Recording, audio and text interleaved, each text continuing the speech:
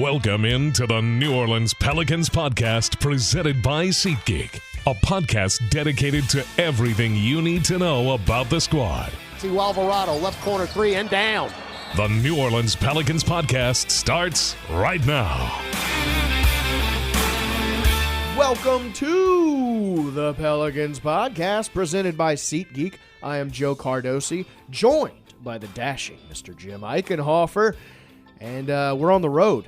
Joe and Jim on the road for the podcast. Not far, but we had to drive to the Smoothie King Center studios because my board, I'm just going to say it caught fire. But the Pelicans Podcast must roll on. We will get those technical difficulties dealt with. Don't worry, nothing's actually on fire, but we did have to hit the road. And it was nice, man. We got to we grabbed some Four Locos and some Milky Ways, so we're all hopped up here. Do they still serve Four Locos? That's still legal? Couldn't even tell you. I have no idea. I don't know. Hey, we got a fun guest today. Speaking of high school, we got Jose Alvarado's high school coach over at Christ the King High School, Mr. Joe Arbitello. He is a fantastic guest. Talks about Jose's love affair with New Orleans, how amazing he thinks it is that Jose is reaching the heights he is, and Jose's experience with it, and what his expectations were when he first saw Jose. It's a great interview. You want to stick around for that. But before we get to the fun stuff, we got to get to the meat and potatoes here.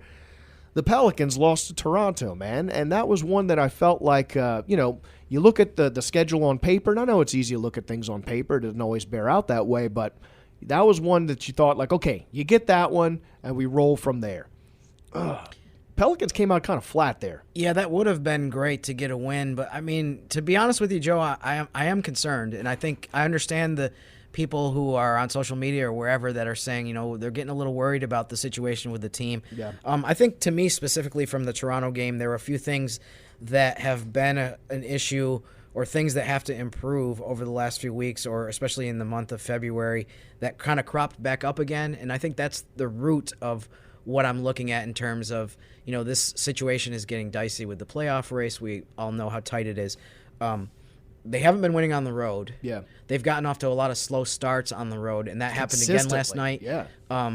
It seemed like the first 5-6 minutes of the game, it just felt like both teams had been on the beach for a week and were rusty and slow. Toronto was more active than New Orleans was, and that helped them get a lead, but the offense was just really having a rough time. I saw a few people make the comparison, which I thought was a good one, after the first quarter. That was like a 1990s NBA game where it's like the Heat versus the Knicks, and you're like more likely to land a punch on someone's jaw than score a basket.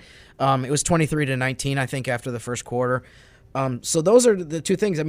This is just reality. If you look at the schedule that the Pelicans have coming up, where they play one game at home against Orlando on Monday, surrounded by road games, including Saturday against the Knicks. You have to win on the road, or you're going to be in a dire situation. So they have to get better on the road. They have to start games faster, and they have to improve the offense, because that's been a problem really since the beginning of January, that they're not producing enough scoring at a level that can make you consistently win. And it's just tough when the offense is basically, we got to hope B.I. absolutely cooks, and we got to hope CJ's on, and the rest will come. Now, what did you think about Trey coming off the bench? That was a weird one. Trey's been in the starting lineup for a bit, came off the bench on this one. I was a little bit surprised by that, but I understand that part of that decision was you've been, as we just talked about, you've been getting off to so many slow starts, especially on the road, where you're down double figures in the first quarter or the first half. They need the starting line to play better and to not be in a situation where the second unit is going to have to make up for deficits. We've seen the reserves do that a lot, but that's not something that you can rely on. That shouldn't be the expectation either, is that they got to dig themselves out of a hole that you created. And specifically with Josh Richardson, it was funny because Willy Green was asked in post-game afterwards about that decision, which I knew he was going to be asked that.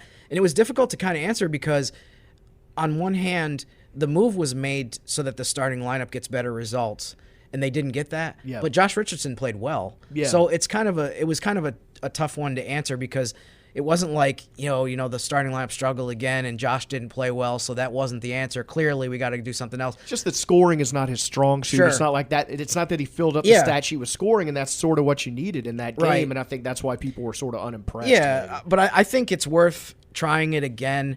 on Saturday and hoping that things go better. I mean, he's playing really well. His first game against OKC was great. His second game against the Lakers, he made a lot of good plays, especially defensively before he got ejected when he got elbowed in the head, let's say, on a shot that he rightfully took in the lane. ejected because he was correctly saying, I got elbowed in the head. Right. Yes. So, I mean, I think he's doing a great job, and he's been a really good addition. Now, trying to figure out specifically the best way to utilize him maybe is something that has to be sorted through, but I would be okay if they keep him in the starting lineup and see if they can get better results. But, I mean, one way or the other, regardless of who's on the court, the starting lineup has to play better. That's the bottom line. Yeah, I mean, we just have to score. The Pelicans just had immense problems putting the ball in the hole, and it's been hard to watch sometimes. Now, you saw again, Dyson Daniels was almost back, and then once again had a setback. And a lot of people, myself included, were sort of like, I didn't know if we'd see him back this early. So it wasn't exactly a huge blow.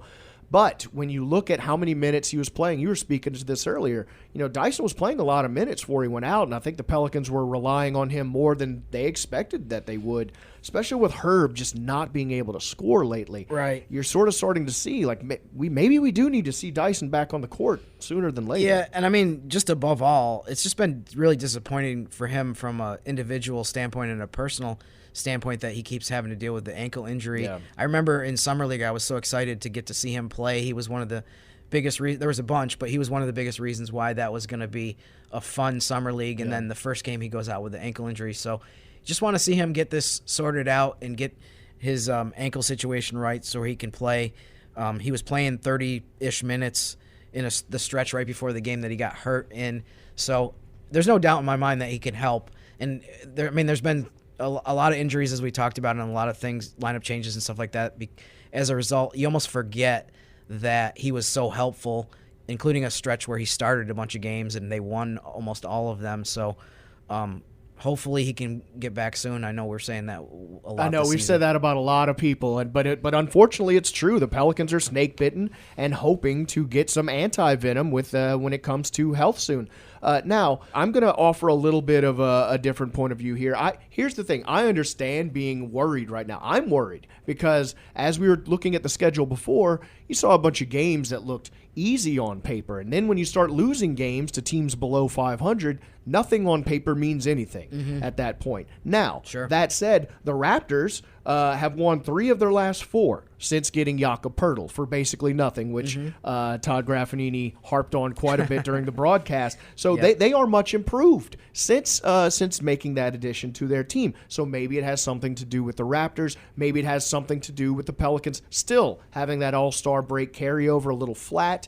So what I'm saying is that when I look at the schedule ahead, it is rough because, as you said, it's a bunch of road games, and the Pelicans have not been playing well on the road. I am going to trust them to fix that, hopefully against the Knicks with our old friend Josh Hart. But you look at the schedule, the Knicks, the Magic, the Trailblazers, the Warriors, minus Steph Curry most likely, and the Sacramento Kings, who we thumped last time. Let's hope we can do that again. Now, if you win those games, and let's say you go on a 4 or 5 game winning streak, all of a sudden that one game doesn't seem that bad, and you got some tough games ahead after that, but you can afford to lose one as long as you don't go on a streak, and it could get hopeful again in this stretch. We'll see. Yeah, it reminds me, one of the things that David Wesley and Antonio Daniels talked about before the game last night on the TV broadcast was we're at the point where you can have a good week or a bad week early in the season, and it's like, we can recover from this, or we're playing great, but it's not the end-all, be-all. We still have to keep winning. We're at the point now where if you have a really bad week or a really good week, like you mentioned the possibility of, where it can drastically change where you are in the standings and your mindset. And David and Antonio just talked about how you can't any longer say like, there's a lot of time left in the season. We'll take care of this later. Yeah. We'll get to this in February, March. Next game. You're in February and March now, right? So the urgency that is there, that is required, is huge. And this next handful of games is just monumental. It is hard to believe that we knock a couple more weeks off the schedule and you're getting 22 down games. Right. Crazy. Yeah. It seems some days like the schedule, like the season just started. Some days like it's taken 10 years off my life. Depends on the day. Look, let's talk to Jose Alvarado's high school coach, Mr. Joe Arbitello. He has got so much great insight on Jose Alvarado, and I want to get back to talking about the good times. Remember All-Star Weekend? That was fun. So let's get to it. Let's talk to Mr. Joe Arbitello of Christ the King High School about Mr. Jose Alvarado.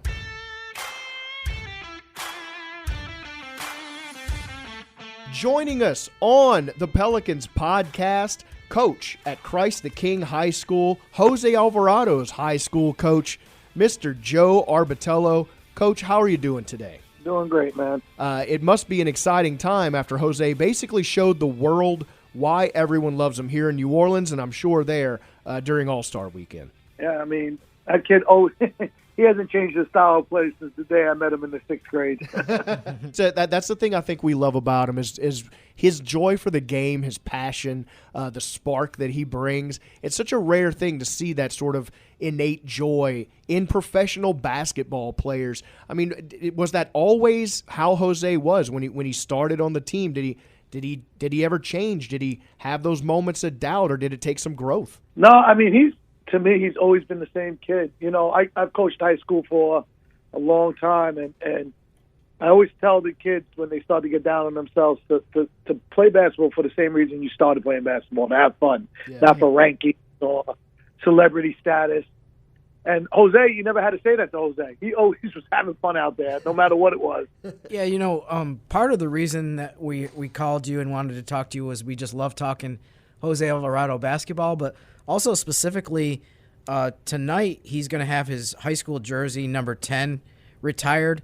Can you kind of go into what went behind the decision to have his jersey retired and the timing of doing that now? You know what? I guess it's just opportunity. He was playing the Knicks. It was something we wanted to do. We were hoping that we were going to be playing in the Brooklyn Queens Championship tonight, which we are. And, it just kind of all fell right. And so, it was the perfect opportunity to do it. He's my first, real pro who's all-star, and which is amazing to me. Sure. and real minutes. And so I think it's something that needs to be done for him, because he's the kind of person that, he always checks in with you. He always makes sure you're okay. Jose is a different kind of kid. Yeah. Yeah.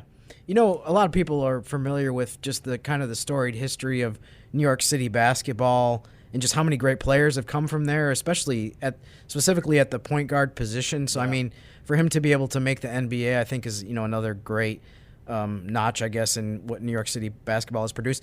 I was kind of wondering, what has been, you talked about, what kind of person he is, and just, I mean, it's incredible. It's hard to even describe how popular he is in New Orleans. Yes. You go to the team store and there's just as many Jose Alvarado jerseys on for sale and T-shirts as there are maybe any other player on the team.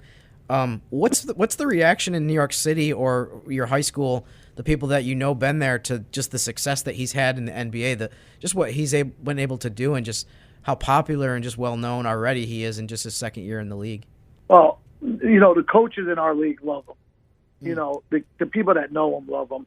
He's a guy who you have to love. Like, he has no ill will towards people. He wants to see people succeed, and he does everything with such great passion that it's just hard for anybody to root against him. So I said it to my administration yesterday that we were doing this, and I'm kind of thinking it's not that big of a deal. He's Jose. He calls me all the time. We talk. Yeah. And then I was like, then the Pelican security called me, and then Swin Cash, and then you guys called me, and I was like, you know what? This is a little bigger than I think it actually is. Sure. How much love nationally this kid has from around the country, and just the people that respect him in the NBA. We're going to have quite a turnout tonight, and so I had to get on my P's and Q's and make sure I got it done, and make sure that everybody will have a great night tonight. Since Jose's been here, and it's amazing like we just talked about, the level that he's reached in terms of how famous he is here and just how beloved the guy really is. I mean, he's only been here since, June or July of 2021 was basically when they picked him up after the draft. We've gotten to learn a lot about his background and just kind of where he came from basketball-wise, the fact that, he wasn't, like a top 10 high school or college recruit, that kind of player, but he's just gradually just worked his way up, played 4 years in college and had a great career there. I mean, is there an element locally that you've seen where people are in New York City or just, in the area where you are people surprised to some degree, just the fact that he's been able to do this, after he it wasn't like he was not a player where anything was handed to him. He basically had to earn everything. I mean, anybody that tells you they thought Jose Alvarado was a pro is lying to you, including his high school basketball coach. I thought he would have a shot, and I didn't think he would have a shot when he played with me. I thought he would have a shot as I watched him play in college. These high school kids are young, and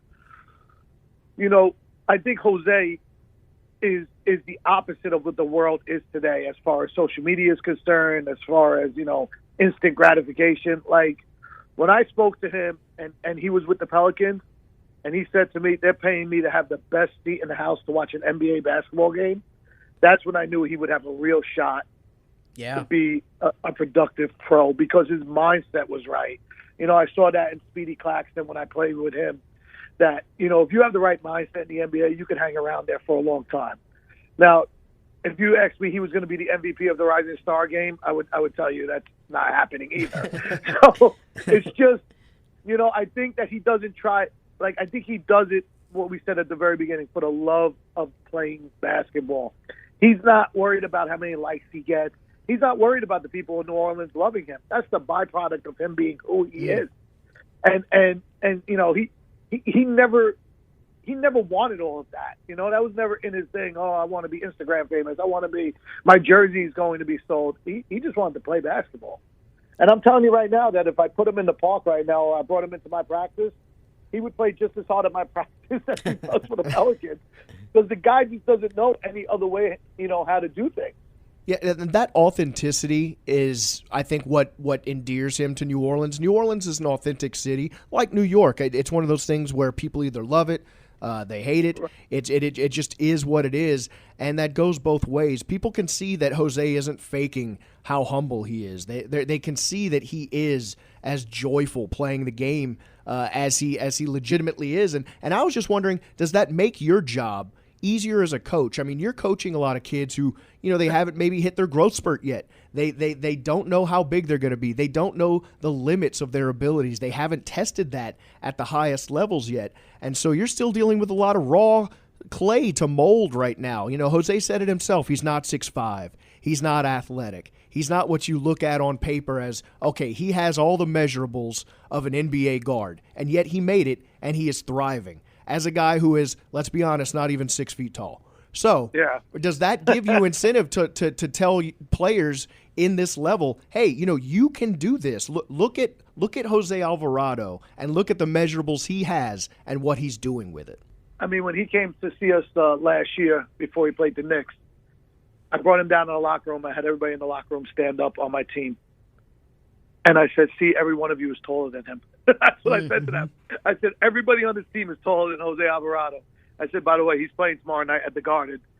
And I said, he can't even jump over paper, which he got mad at me about. He's like, I can dunk that.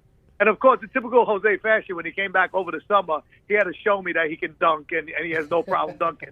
Because I said the guy couldn't even dunk when he was a senior in high school, and then, he's got to prove people wrong.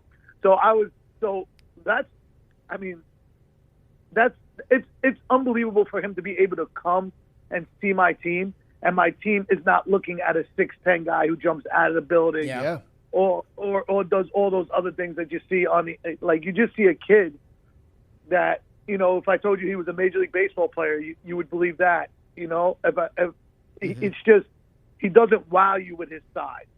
Right. Yeah. Not even physically, like as far as him being muscular and things like that. He's big, he's strong, but he's not like this Adonis of a man. Right. And so when our kids see that, I think it just puts a whole different perspective on how hard it is to get to the NBA and play. Like it's hard to do those things. Yeah, I've always said the guys that impress me the most are the guys that are his size or, the 6'2" guards, because, I mean, how many 6'2" guards are there in America that are going to their high school career, their college career saying, I want to be in the NBA? I mean, the amount of players and that you have defense, by the way. Right, the players that you have to beat out that have the same traits as you or maybe a little bit more, I mean, that's pretty staggering, the competition that you have to beat out. Coach, you mentioned getting the chance to see him during the last basketball season and how he was going to play in Madison Square Garden the next night. That actually was one of the most fun, probably memorable moments of the entire Pelican season last year, which turned out to be a really great, fun season overall. I mean, the game that he had in Madison Square Garden was kind of his breakout night, and I think for a lot of people, including Pelicans fans, was the moment where people said, hey, this guy can really help this team win, and he's a really good player. We didn't know too much about him. He was on a two-way contract. He was a rookie, obviously. But you were there in Madison Square Garden. Can you describe what that night was like from your perspective, just to see him to be able to do that in his hometown? So I have a really loyal guy on my staff who actually brought Spike Lee's seats. Actually, the seats that Spike Lee sits in. Wow. And so me and him were sitting there, Nick Sanchez, who's the guy who brought me Jose Alvarado when he was in the 7th grade to camp, which is a thing, right? So Nick and I are sitting there, and Jose starts to do his thing. It's a surreal moment for me. And then Nick and I, Fat Joe is sitting there, and Tracy Morgan, the actor. Yeah. Yep. And then we start to have words with them because they're cheering against the kid, and we're like, yo, he's one of ours. And Fat Joe's like, he's not one of ours. He don't play for the Knicks. I said, he's one of ours. So Jose, he's dynamic, and when things are rolling for him, he's talking and running and just going after it. And when he smells blood, he wants to finish the job. So, I was sitting there just saying, this is not real. I mean, from my seat to arguing with Fat Joe, just watching this kid put on an absolute clinic on how to play basketball, scoring in the lane, and setting his teammates up and defending. I was just amazed by it, because they also had Kemba Walker at the time, who was also a New York City guard that played at Rice that we played against. Yep. He never played against Jose, and I'm just like, this is one of the most. It goes down to me as the most unreal moment I've ever had in my basketball career. That's great. I just want to see Tracy Morgan going, who's this Jose Alvarado dude? But the crazy thing about it is they were all taking pictures with him after the game. Of course. He's the celebrity. It's funny the way that you put that, where you were talking about, the New York people were saying, he's not one of us because he's on the opposing team. I was curious if there was a little bit of an element maybe in the fourth quarter. I know that a lot of people in New York City obviously bleed blue and orange and they're Knicks diehards, but I mean, when the Pelicans got into the lead and it was looking like they're going to win, I mean, was there a little bit of a buzz in the crowd of like, hey, we're not happy the Knicks are going to lose this game probably, but look at what our local guy is doing. I mean, it seems like there had to have been a lot of people that maybe went into that night not thinking they were going to cheer for anyone in a New Orleans uniform, but realizing like, man, that was an amazing moment to be there to see him do that. I mean, the whole section around me, they were like, how do you know him? I said, I coached him. I coached him in high school. He goes, he went to Christ the King, and then that whole section was cheering for him. It was the whole thing changed. That's beautiful. That's such a wonderful moment. And I'm just so glad that you still talk to Jose. That's great to know, because he seems like such a genuine, caring guy. And knowing that, I was curious beforehand, if you could still be on the sidelines watching Jose play, is there anything you'd get on him about now? Is there any way you'd coach him if you were still there? But I guess you're on the phone with him, so maybe you're still doing that. Anything you're getting on him about when you see him play now that maybe you're like, hey, you need to work on this, Jose? I don't do that. I know people do that to me, and I don't know anything about the NBA. I coach high school basketball, so he literally called me the day he got named to the All-Star team. He called me, and he was it was like he made the first team of the all Catholic high school league. Right. He was just so excited. It took me back to those moments, because he was never predetermined for that. Where some guys in our league come in with such a reputation that they're gonna win that or whatever, and he called me, just like a little kid again, and as you can see, I referred to him as kid about 13 times on the phone already. He is. He's young. Not a kid, the father and not a kid anymore. But like when I see him, it just takes me back to the days where he was at Christ the King. You know, he came from a tough situation. You know, his mom and dad in his life, but they grew up in the projects, and he just, you know, his whole life changed because he was able to come to Christ the King, and he's fully aware of that. You know, I used to scream on him that little trick he does that everybody loves in the NBA now, where he hides out on the baseline. Yep. And I tell him it's not going to work at the next level. I was not talking about the NBA. I'm talking about college basketball. I said, your coach is going to kill you when you do that. And so, like, me and him used to get at each other. It was a love-hate relationship, and because he could be hard-headed at times. So I told him, like, it's not going to work. And now I'm watching him do it in the NBA against Chris Paul, and I'm like, I give up. I can't even argue with this kid anymore. It's funny. I think we had his Georgia Tech coach on. I think it was a few months ago. Maybe during the offseason, and I think he said the same thing, that he talked to him and he said, you know, that worked in high school, but I seriously doubt it's going to work in the ACC. So, and then it worked there amazingly well, and now it's working in the NBA. So things have worked out great. Last thing I was going to ask you was, I'm not sure how much you've had a chance to talk to him kind of since the decision was made to retire his jersey, but I mean, what has his reaction been, or what was his reaction, I guess, to the hearing the news that you guys were gonna retire his jersey for him? The funny thing about it is that he's so excited about it. I probably spoke to him every day in the last 7 days.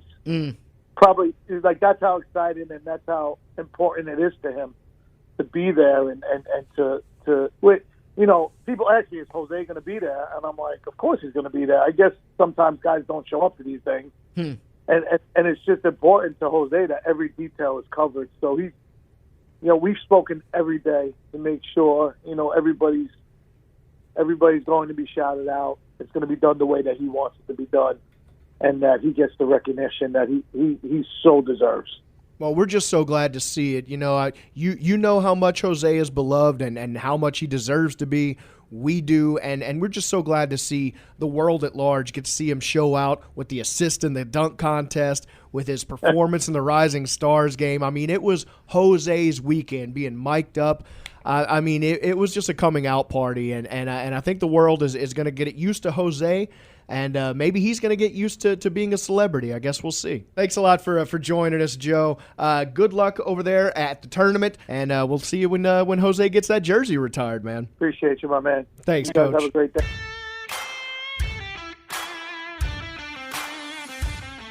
Big thanks to Coach Joe Arbitello.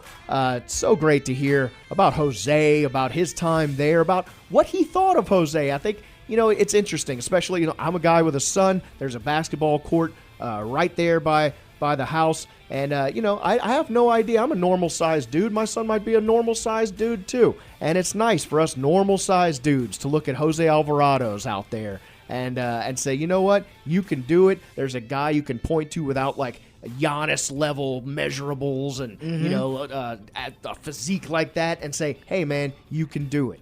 Maybe I'm exaggerating here a little bit, but I feel like someday there's going to be a movie about him done, or there could be, or maybe even at least a book, because I mean his story is incredible, and it was really fun talking to Joe and listening to, just, you can tell in his voice and the way he describes things that he just has this perspective of, he's kind of looking around like, is this really happening? Like, this is really surreal that this player has been able to elevate to the level where he's on national TV all the time. I remember last season he was on TNT in the studio stealing the ball from Kenny Smith from behind, who's, by the way, is another New York City native and point guard that had a good NBA career. So, but I mean, Joe Arbitello it's just so funny to listen to him and just tell the stories, and it's got to be amazing to be in his shoes. Yeah, I mean, you could feel the love going both ways, just coming from Joe. Once he opened up talking about Jose there, you know, he just has that effect. It's the Jose effect. If you have a problem with Jose Alvarado, I think you just have a problem with life in general, and maybe joy. So, look, we are looking ahead now. We are looking ahead to, once again, New York, the Knicks, and we're going to go see our old friend Mr. Josh Hart, who has been doing well with the Knicks. They have not lost a game with Josh Hart. So it's going to be an interesting matchup seeing our old pal, and let's hope we can make him a little sad, but we need this one, man. I think one of the things that's been interesting about him going there is all of a sudden he shot the ball so much better. Yeah. I mean, he played well in Portland, but I mean, it was kind of the same thing where it's like you don't expect high percentage shooting from him. That's not his forte. He's the rebounder, hustle guy. I don't need to explain Josh Hart to the people out there. Yeah. He might end up being, and hopefully this isn't the case on Saturday and then when the Knicks play here later in the season, but he might be exactly that piece that they needed as a role player who can give them contributions in a lot of different areas. They have the scoring with Jalen Brunson's having an incredible year. A lot of people said he should have been an all-star. Julius Randle was an all-star, bouncing back from, he had a rough year last year, but 2 years ago he was great. So, I mean, they're a very solid team. They're sixth in the East. I think if you had told Knicks fans before the season, you might be able to just get in the playoffs and you don't even have to deal with the play-in tournament. They would take that in a second. Yeah. One incidental thing that's kind of funny, the Knicks are the only team the Pelicans have not played this season, so they don't have that many. Realize that. Yeah, they don't have that many games left against the East, which I mean I guess is probably a good thing because New Orleans is 11-15 now against the East. So, but yeah, this is an important game, and I mean it would be huge to be able to get this win at MSG and then be able to come back.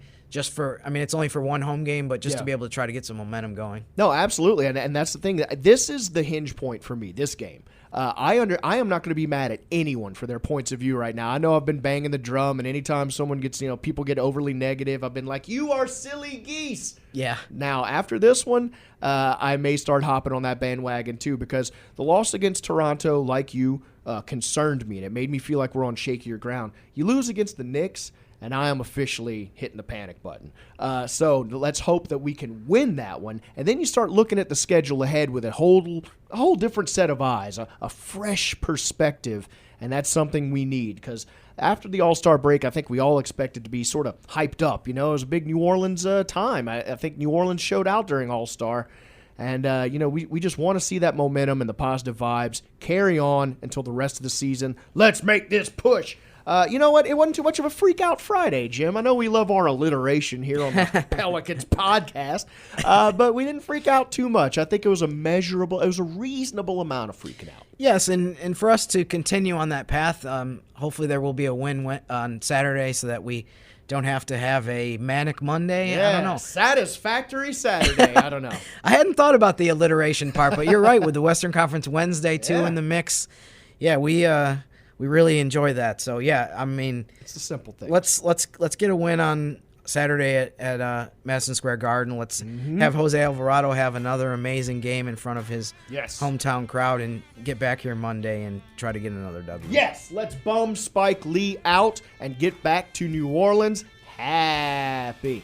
We are the Pelicans Podcast presented by SeatGeek. Thank you so much for joining us as we faced seriously adverse conditions, having to drive a whole 10 minutes or so to get to another studio. Maybe even 15. Whew, a guy stopped in front of me in traffic. It was terrifying. So, look, we got here. We got the podcast done.